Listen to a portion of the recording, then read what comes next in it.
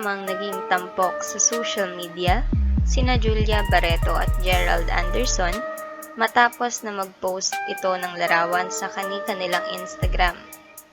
Sa post ni Julia ay makikita siya na nakaupo sa wooden boat na binansagang Noah's Ark na matatagpuan naman sa tuktok ng limestone rock malapit sa Mount Kulis sa Tanay Rizal.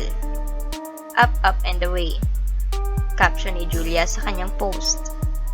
Hindi naman sinabi ng aktres kung sino ang kasama niya, ngunit naghinala ang masugid nilang taga-suporta ng aktor matapos na makita ang larawan ni Gerald na nakaupo sa isang heart-shaped bamboo structure na matatagpuan din sa Mount Kulis.